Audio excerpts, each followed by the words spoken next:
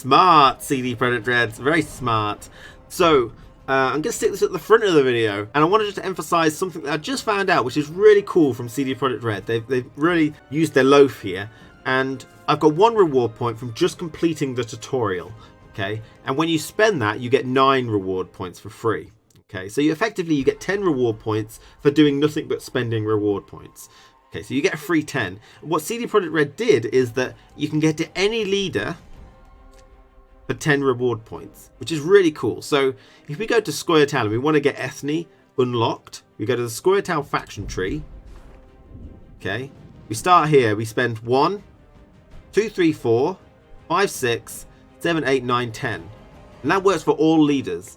That you can get to you can unlock any leader that you want immediately without doing anything. I think that's really cool. CD Projekt Red, top keks. Well done. That was really smart.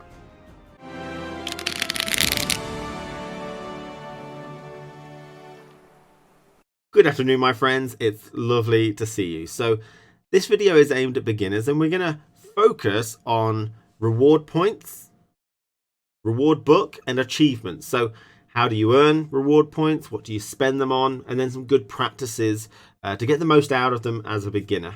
Before that, I want to briefly go over the different types of currency you can get in Gwent, just as a quick refresher. Okay, so here we are in Gwent. We've got 4 resources up here. You might know what they do. This one is your kegs. These are your card packs where you can open. You can actually click on it and it'll take you to the correct location to open your kegs. I've got some base kegs and some premium kegs, which is pretty cool. So next up, we've got some meteorite powder up here, and this has 2 uses. The first one is to transform a standard card into a premium card, so a non-animated one into an animated one. You do lose the one you transform when it moves over, but it's purely cosmetic if you want to make it look cool. And the second use is to purchase bundles.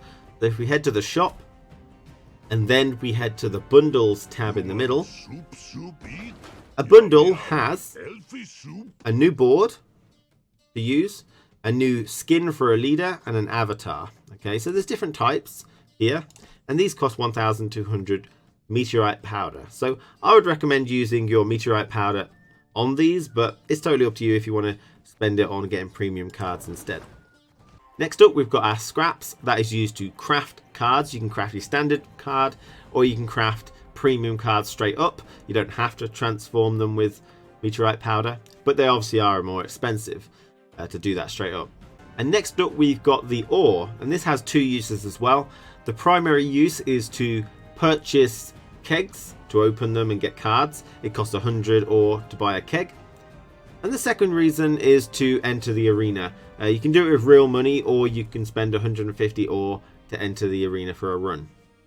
So now we've gone through those 4 resources. Let's focus back on reward points, reward book, and achievements. To find your reward book, it's down here in the bottom left. Click it and you'll be presented with this. Okay, there's a lot of information here, so we'll go through it quite slowly. First of all, let's look at how many reward points I have. It's available here. Available reward points 1. I've earned 1. Okay, and let's first look at what we can spend them on. So we spend reward points in these particular trees here. So we pick a tree. Let's go for this one, Monsters Faction Tree. And within this tree, we can spend reward points on particular nodes, and the nodes unlock different things. So this one costs 1 reward point and I get 50 ore. That's pretty nice. I can spend 2 reward points and get 100 ore. Still pretty nice. I can spend 3 reward points here and I get 200 ore. So a little bit of a discount, which is pretty cool. I can also unlock story nodes. I get a big bunch of ore plus some lore. This costs 5 reward points, but there's actually 4 story nodes on the map. And basically, the first story node, wherever it is, I get 250. The second one I unlock, get 300, which is a discount. Third one get 350, and fourth one get 500, which is a massive discount for 5 reward points. So really nice to hit those. It's worth a lot of value there. We can also use our reward points to hit nodes for scraps, hit nodes for meteorite powder, hit nodes for kegs. This is a base set. Or we can hit these chests for a bit of lore, a monster specific keg, and a big bunch of resources as well. And finally, we can also hit leaders. This is going to be the primary way that you unlock your extra leader cards. Okay, so we can hit the Woodland Spirit, the Unseen Elder, and the Arrakis Queen. Now you can craft your leaders, but don't. Do not craft leader cards using scrap, because you have to get to here anyway to actually open up their tree. So now we know what you can spend your reward points on. Let's look at how you actually earn them. So to look at how you earn reward points, you need to click on your profile up here. And you'll be presented with your profile. And there's two ways to earn reward points. The first way is just completing a few games every day, you know. So if you complete 6 rounds, you'll get some reward points each day. The primary way that you're going to earn reward points, though, is via contracts. And contracts are basically the achievements of Gwent. So I completed the tutorial and I earned 1 reward point. So if we click on all, there's over 600 achievements in Gwent.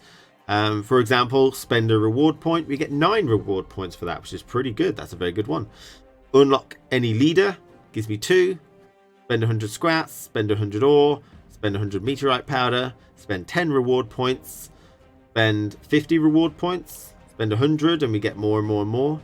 Pretty good. And then there's loads revolving the game. Fill your entire side of the board. You know, control 10 units with 10 power or more. You know, there's loads of them. Feel free to have a look at all of these and see which ones are easy, which ones are hard. And if I just pop back in for a second.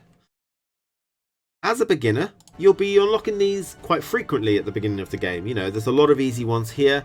And really, all you should be doing is just playing. You know, try and vary up. Try and do a bit of everything. So spend a little bit of scrap. Spend a little bit of ore. Spend your reward points when you get them. You'll be able to unlock more reward points. Like here. That's an amazing one. Just play some games. Play some with different factions, you know. So that you've got games played with different factions. I'm sure there's an achievement for playing a game with each faction. And so just have a little broad use, and before long you'll have quite a chunk of reward points. You'll get them fast and steady when you're a beginner. So now you've got a bunch of reward points, or only one like me. It's time to start spending them. Spend them quickly. You know, the faster you spend them, the more you'll get. So reward book. So I have 1 available, and the first thing that you want to do as a beginner is go for some leaders.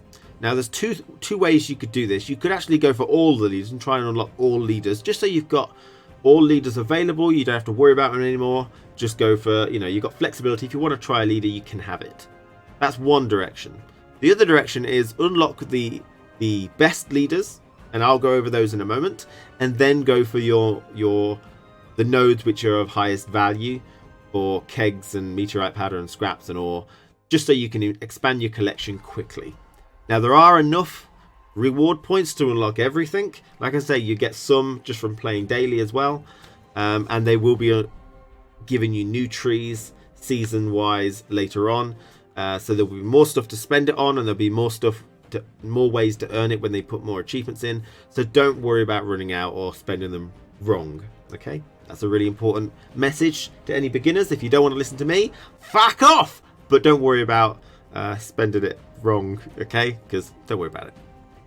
So first of all, I'm going to tell you what the best leaders are to go for, but then I'll go through each leader individually for each faction, because I know people like particular factions, okay? So just the best leaders are Ethne for Squirtle, Woodland Spirit for monsters, Jean Calvite for Nilfgaard, as well as Morvan Voorhees for Nilfgaard, and I would say Brand Tursak. These are really good leaders, and they're probably the ones that you want to go for if you just want the best leaders. But I do understand that people want to play with particular factions and mess about with all factions, so I'll rank each one, the ones you should be going for, the ones you probably shouldn't if you care about them. So for monsters, our starter leader is Eredin, and he is a great leader. A lot of good decks use him, and it's, you know, you can easily just craft 1 card and your deck becomes really good. And that actually is in my next video where I do a beginner deck, a budget deck. We use Eredin because he's really good. But the next leader you want to craft, the first one is Woodland Spirit. The Woodland Spirit is a very good leader, works for all decks. He boosts a unit in your hand by 8, and it's just very good. Protects a unit, or, you know, gets your highest unit on the board, which is a strategy for monsters. So next up, we've got the Arrakis Queen. This is the second unlock for monsters. You may struggle. It's weak to removal, and as you get higher up, that becomes a bit more evident. So it is a difficult one, but it is a fun one. So you can do that if you want. There are some good decks for it, but sometimes you might get annoyed that there's a lot of removal about. And lastly, Unseen Elder. I don't think it's worth unlocking him, because while he's pretty decent and he's got a clear deck that he goes for, any deck that really utilizes him, I think, utilizes Eredin better. So generally, it's not worth going for him. For Northern Realms, your starter leader is King Foltest, and he's a very good leader. He works very well with most archetypes, and all the way up the list, he is really, really good. Northern Realms has an issue with keeping their units on the board due to removal, and King Foltest deals with that quite well. The first one you want to unlock is King Demavend. While again you might struggle with removal, if your units stick, and as beginners they probably will do, you can have a lot of fun with King Demavend. He's very powerful if you start getting your cards working. And next up, Ada, I would say, is the next one, the second one to unlock. And Hensau is not very far behind at all. So both of these I don't think are worth crafting to start with. And next up, we've got Princess Ada as well as Hensau. Both of these are not particularly that important to unlock. You don't see too many decks running them, and they're nothing particularly special. They're not particularly fun, and they're just not really worth really going for unless you want to just unlock all the leaders first. But Nilfgaard, our starter leader, is Emir Vartamriz, and he is a very good leader as well. Your beginner deck has no use out of him, but again, crafting 1 or 2 cards that he can use, and he becomes a very, very good, powerful deck. So, very good leader. The next one to craft, I would say, is Jean Calvite. He works in every single deck, and he gets through your deck. It allows you to play a card from your deck, so he's just very super useful. But also Morvran Voorhees, he is also joint second or joint first to unlock. He's good value. He is kind of leaning towards a reveal deck, but as a beginner, that should be, if you're playing Nilfgaard, where you should be heading. And he's just good value no matter what deck you put him in. The Usurper probably shouldn't be an unlock that you should aim for. He's nothing exciting. He can be good if you are annoyed at the opponent's leader, because he just shuts down the opponent's leader. But he's not very good. He has low mulligans. Just not really worth trying to go for. If you're playing Skellige, your leader card to start with is Crochon Crate, and he's reasonable. He's reasonably good. He can work in most decks, but there are better ones.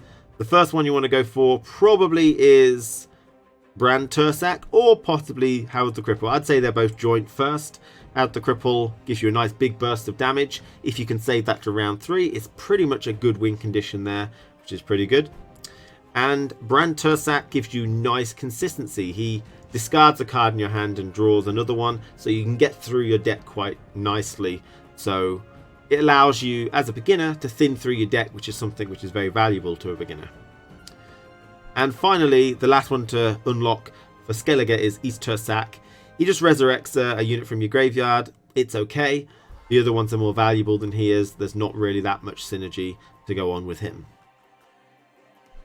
For Scoia'tael, your starter leader is Philavendrel, and he is very good. I mean, he's got some nice synergies, and you can improve those synergies as you get more cards, and he's always going to be just decent value.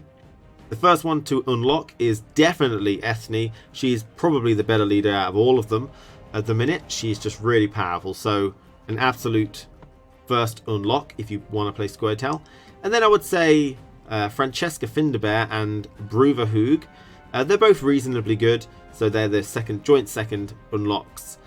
She allows you to replay a special card, so if you've got a nice special card from a keg or you've crafted one, she can be very useful. And Bruverhoog can move a unit and damage or buff them depending on which it is, yours or the opponent's. So he can also be very good, and if you've got cards to support him, can be very useful. So that is the order of the leaders per faction, and remember, it's up to you whether you want to unlock all the leaders just for completionists and flexibility, or whether you just want to go for a couple and then start going for the value. I recommend going for a couple and then going for the value to just increase your collection very quickly. And to do this, you can click on whichever one you want, just to have a look at them all. I might do a video in the future if people want it, so please do let me know. Going through each particular tree to start with, and then looking at the best route and which one's got the best value in each particular tree. So if we just look at Philovendral's tree first. So here, it's a pretty nice tree to start with.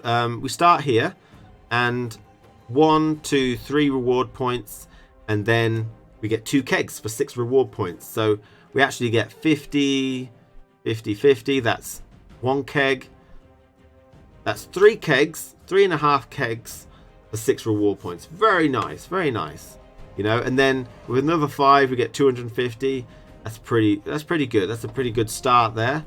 So I think that is the end of this video. Hopefully you understand where you get reward points from, what you can spend them on, and what I suggest is the best thing to do, which is unlock the necessary ones that you want to play with, and then go for the big booty to get those scraps or meteorite powder and kegs to fill up your collection quite quickly. But you can always unlock all of them if you wish. Now, obviously, do let me know if you want to see these trees explained and what the best route through the tree is. It's a lot of work on my side, and I don't know if most people would just prefer to sort of, you know, go through at their own pace, especially now, you know, you'll get a healthy amount of reward points as you just play the game. Maybe alternatively you would like to see a video talking about achievements. What's the easiest achievements to go for? How do I get this particular achievement, you know, to get a nice healthy amount of reward points, or especially if you're stuck and you're feeling like you can't get any more and you want to just get them. Let me know in the comment section below. Thank you very much for watching, and I'll see you again very soon. Take care, guys.